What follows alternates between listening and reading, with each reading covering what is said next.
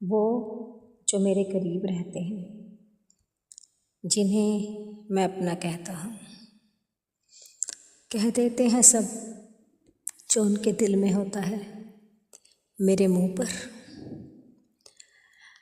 कभी तकल्लुफ़ नहीं करते, कभी सोचा नहीं करते, या कभी शायद उन्हें लगा ही नहीं कि मुझे क्या बुरा लग सकता है, किस बात से मेरा दिल दुख सकता है। और मैं पता नहीं कितने दिन कितने साल लगा देता हूँ अपनी एक बात कहने में। शायद जब वो बोलते हैं मेरा खामोश हो जाना उन्हें ये पता लगने ही नहीं देता कि मुझे भी कभी कुछ महसूस हो सकता है। और या शायद यही वजह है कि जब जब कभी मैंने बोलना चाहा, जब जब कभी मैंने कोशिश करी कि मैं वो कह दूँ जो मेरे दिल में है, तब तब मुझे गुनाहगार बना दिया गया। मुझे कभी सुना ही नहीं गया। रिश्तों की जितनी अनदेखियाँ मैंने देखी हैं और जितनी कदर मैंने करी है, मेरी रीढ़ झुक गई है, पर कभी रिश्ते सीधे नहीं हुए, कभी जज्बातों के दौर को समझा ही नहीं गया। सबको लगता है जैसे सबके लिए करना मेरी कोई ड्यूटी, मेरा कोई काम है, पर किसी को कभी ये नहीं लगता कि मुझे भी कोई ज़रूरतें हो सकती हैं। मुझे भी कभी खुश रहने का दिल करता है। मैंने देखा पेड़ से गिरते हुए पत्तों को, और शायद कहीं पे पढ़ा भी कि पत्तों ने मनमर्जियाँ की और वो पेड़ से अलग हो गए। लेकिन कभी किसी ने इस बात पर गौर ही नहीं करी कि उन हरे भरे पत्तों के बीच वो एक पत्ता पीला क्यों हो गया था। ऐसा क्या हुआ कि वो मुरझाकर टूटने पर मजबूर हो गया। अंजाम की खबर तो शायद उसे भी होगी कि एक बार टूटा तो दोबारा जुड़ नहीं पाएगा। किसी क्यारी में, किसी पौधे में, किसी खेत में, किसी मिट्टी में मिल जाएगा और खाक हो जाएगा। हमेशा एक तरफे ही फैसले क्यों होते हैं? हमेशा ऐसा क्यों होता है? मेरे दादाजी कहा करते थे, दो लाइनें थी उनकी बहुत प्यारी, कि पत्ता टूटा डाल से ले गई पवन उड़ाए, अब के बिछड़े फिर कभी मिले नहीं, कहीं दूर पड़ेंगे जाए। शायद आखिरी लाइन में वो अपनी बात पूरी ही नहीं कर पाए कि पत्ता जब टूटेगा तो सीधा ऊंचाइयों से खाक में मिल जाएगा, और फिर कभी सबको ये लगता है ना कि पत्ता टूट गया, मनमर्जियाँ करी, गिर गया।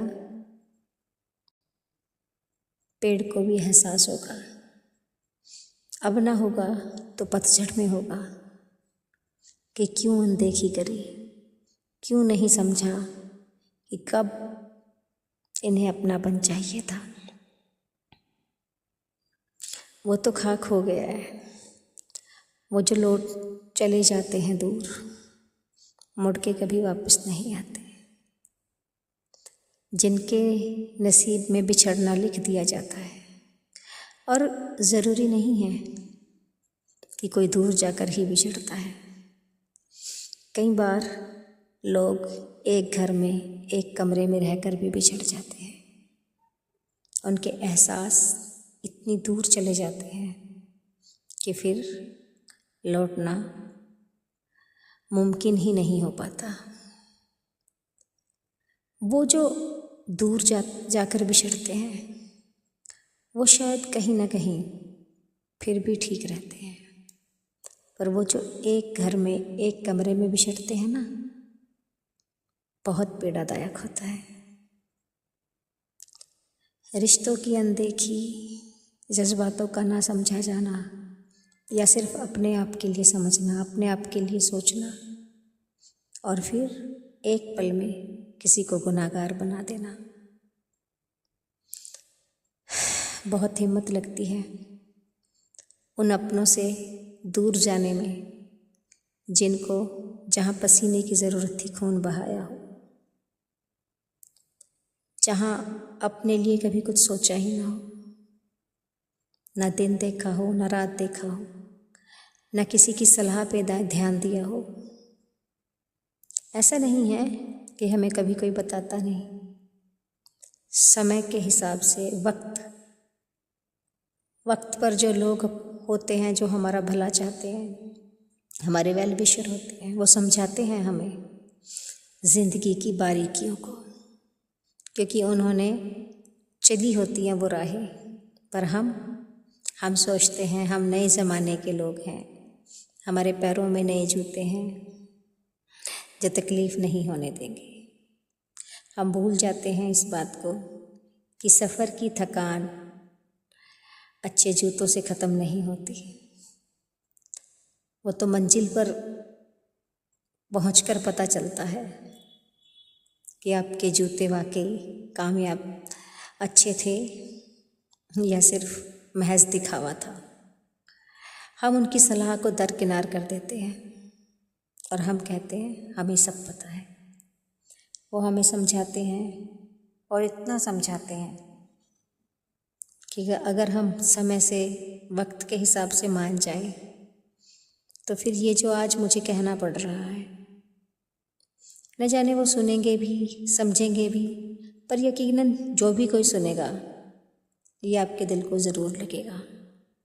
आपको महसूस होंगी ये सब बातें कि हाँ, पता है कई बार ऐसा होता है कि कोई किसी के दुख को, किसी की ठोकरों को देखकर हिसाब लगा लेता है कि इस रास्ते में गड्ढे हैं, कांटे हैं, या ये रास्ता अच्छी तरफ जाता है।